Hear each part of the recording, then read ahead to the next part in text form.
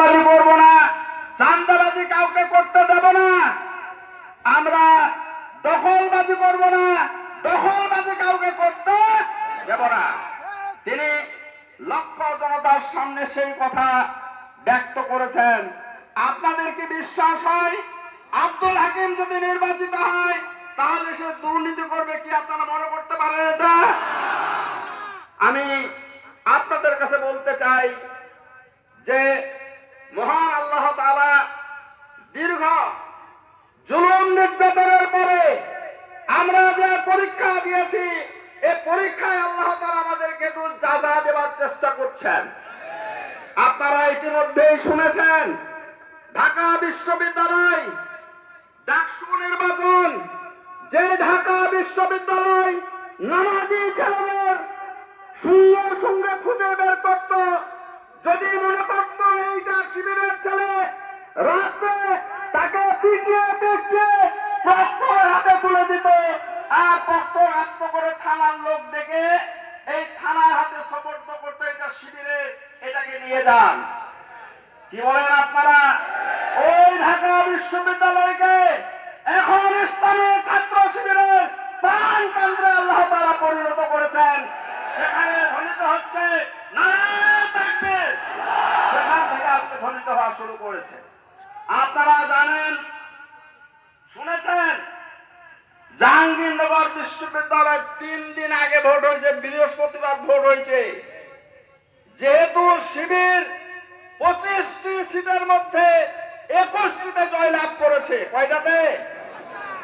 এই বিশ্ববিদ্যালয়ের ইতিহাস আপনারা জানেন, এখানকার যারা ক্ষমতাসীন ছিলেন তারা ধর্ষণের সেঞ্চুরি উদযাপন করেছে।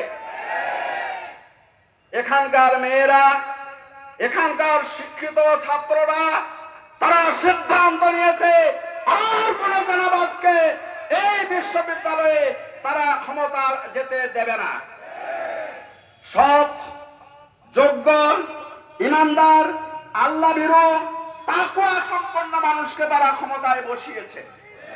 আমি আপনাদের কাছে বলতে চাই, ঢাকা বিশ্ববিদ্যালয়ের যেখানে শতভাগ শিক্ষিত এবং বিশ্বের অক্সফোর্ড নামে খ্যাত, যেখান থেকে বের হলে ডিসি হয়, এসপি হয়, ইউএনও হয়, ওসি হয়, এরা বের হলে এটা হয়।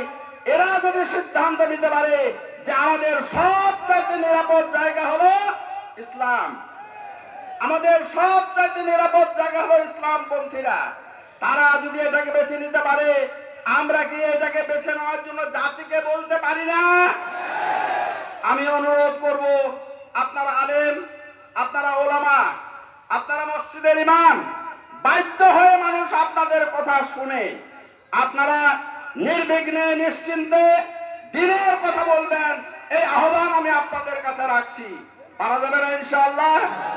আমরা নবীর সিরাত আলোচনা করছি, খালি মিষ্টি খাওয়ার সুন্নত নিয়ে আর মেসওয়াকের সুন্নত নিয়ে যেন না থাকে। হ্যাঁ, এটা সুন্নাত, কিন্তু সবচাইতে বড় সুন্নত হলো আল্লাহর নবীর ওই 23 বছর জিন্দেগানিতে, মদিনার 10 বছর জিন্দেগিতে তিনি 79টি যুদ্ধের পরিচালনা করেছিলেন আর 27টি যুদ্ধের স্বয়ং সেনাপতির দায়িত্ব পালন করেছিলেন।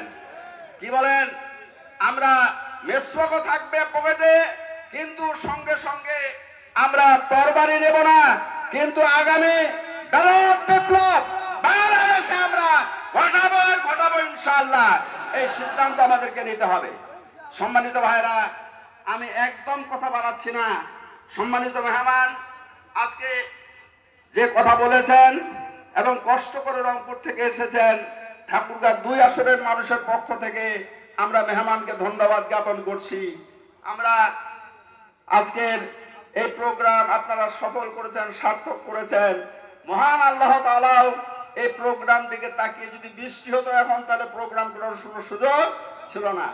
আসরের নামাজ পড়ে যখন আসলাম, পিটিশ পাটিশ শুরু হয়েছিল একটু।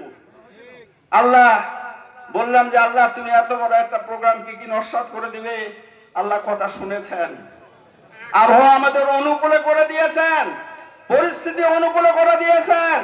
দিনের দাওয়াতকে আমরা সর্বত্রই সকলে পৌঁছায় দেব ইনশাআল্লাহ। মহান আল্লাহ তাআলা যেন আমাদের তৌফিক দান করেন। এই আশাবাদ ব্যক্ত করে সকলকে আমার অন্তরস্থল থেকে আন্তরিক ধন্যবাদ মুবারক জানিয়ে কথা শেষ করছি। কি দোয়া করবেন তো ইনশাআল্লাহ? সমর্থন করবেন তো ইনশাআল্লাহ? দাঁড়িপাল্লার পক্ষে কাজ করবেন ইনশাআল্লাহ। আসসালামু আলাইকুম ওয়া রাহমাতুল্লাহ।